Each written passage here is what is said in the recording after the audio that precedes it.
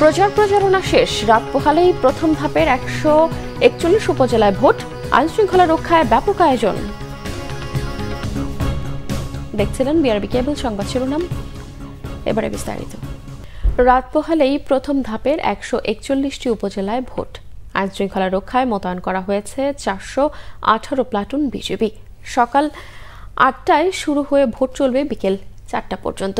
কেন্দ্রে কেন্দ্রে পাঠানো হচ্ছে সরঞ্জাম। 10 জেলায় 24 উপজেলার 424টি কেন্দ্রে নির্বাচনী সরঞ্জাম ও ব্যালট পেপার পাঠানো হবে আজ। বাকি 11,132 কেন্দ্রে ব্যালট যাবে বুধবার সকালে। চেয়ারম্যান, ভাইস চেয়ারম্যান ও মহিলা ভাইস চেয়ারম্যান পদে 1635 জন প্রার্থী প্রতিদ্বন্দ্বিতা করছেন।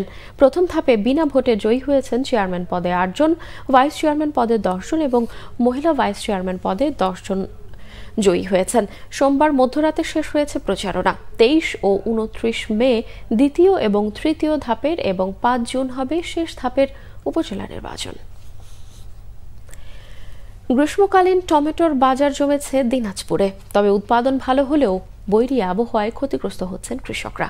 দ্রুত পচনশীল এই টমেটো সংরক্ষণে ব্যবস্থা না থাকায় প্রচণ্ড গরমে টমেটো নষ্ট হওয়ায় আর ব্যাপারীদের সিন্ডিকেটে তাদের দিশেহারা অবস্থা। দিনাজপুর থেকে সুব্রত মজুমদার ডলারের পাঠানো তথ্য ও ছবিতে ডেস্ক রিপোর্ট।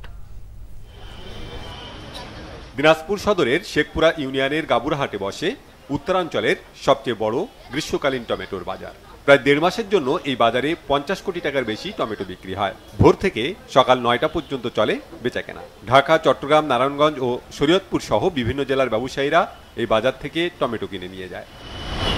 টমেটোর বাজার জমলেও হাসি নেই কৃষকের মুখে। ফলন ভালো হলেও দাম না পাওয়ার অভিযোগ তাদের। তারা বলছেন ব্যাপারীরা সিন্ডিকেট করে বাজার দর কমিয়ে দিয়েছে। প্রচন্ড গরমে বাধ্য হয়েই কম দামে টমেটো বিক্রি করছেন তারা। বাজারটা সিন্ডিকেটের মাধ্যমে পড়ে গেছে, কম বেশি উঠানামা করতেছে। 300-400 টাকা মন হলে তো আমাদের কৃষকের পোষাবে না। বাজারটা যদি 600-700 বা 500 হইতো তাহলে আমাদের একটু পোষাইতো। যে বিক্রি হয়েছে খরচের টাকা ওঠে না। যে 250-300 টাকা তুলা রোদের তাপে নরম হইতেছে, আনিয়া মাল দিতেছে, বাদ মাল অনেক অর্ধেক বাদ দিতে হইতেছে।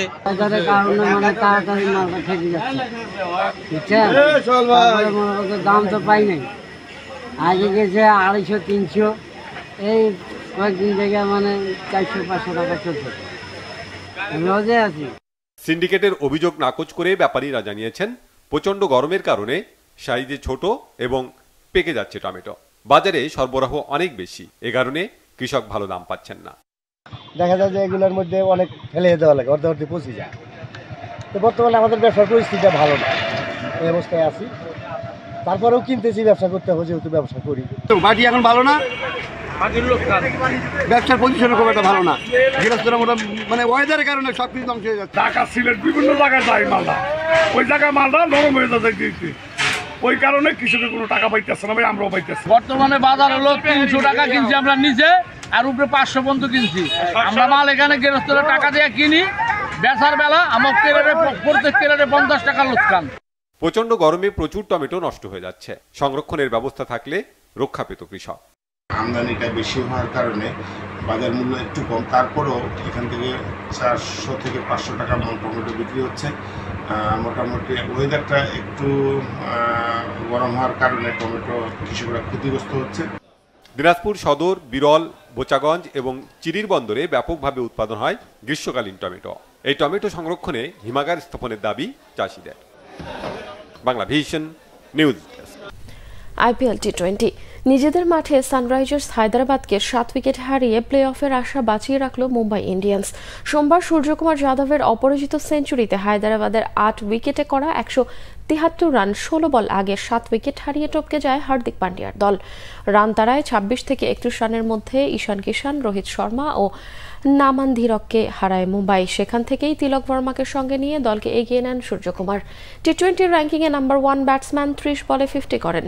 দলের জয়ের জন্য দরকার যখন 21, তখন সেঞ্চুরির জন্য সূর্যের লাগে মাত্র 18 রান। প্যাট কামিন্সের টানা 3 বলে 2টি 4 ও 1টি ছক্কা মারেন 33 বছর বয়সী এই ব্যাটসম্যান।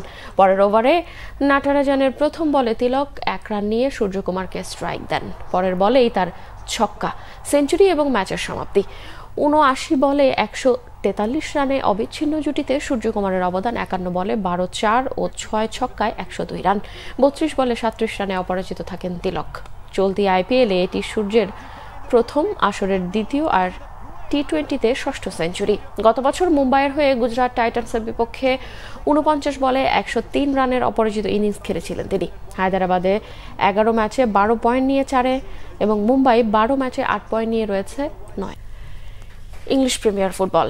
ম্যানচেস্টার ইউনাইটেডের পথ চলা দিনে দিনে আরও খারাপ হচ্ছে। সোমবার ক্রিস্টাল প্যালেসের বিপক্ষে ৪-০ গোলে বিধ্বস্ত হয় এরিক টেন হেগের দল। এই হারে উয়েফা কনফারেন্সের লিগের খেলায় লড়াইয়েও পিছিয়ে পড়ল ইংলিশ জায়ান্টের এই ক্লাবটি। প্যালেসের মাঠে প্রিমিয়ার লিগের ম্যাচটি খেলতে নেমে শুরু থেকেই খেই হারায় ম্যানইউ। সেই সুযোগে আক্রমণের আধিপত্য দেয়া দলটি স্বাগতিকরা ১২ মিনিটেই এগিয়ে যায়। বক্সের মাঝামাঝি থেকে বাঁ পায়ের শটে গোলটি করেন ফরাসি মিডফিল্ডার মাইকেল ওলিসে। এই অর্ধেই ব্যবধান দ্বিগুণ করে নেয় প্যালেস। ৪০ মিনিটে গোলটি করেন ওলিসের স্বদেশী ফরওয়ার্ড জে ফিলিপে মাতেতা। দ্বিতীয়ার্ধেও বিবর্ণ ফুটবল খেলতে থাকা শিরোপার রেস থেকে অনেক আগেই ছিটকে যায় ম্যানইউ। আক্রমণে থাকা প্যালেসকে ৫৮ মিনিটে তৃতীয় গোল উপহার দেন ইংলিশ ডিফেন্ডার টাইরিক মিচেল।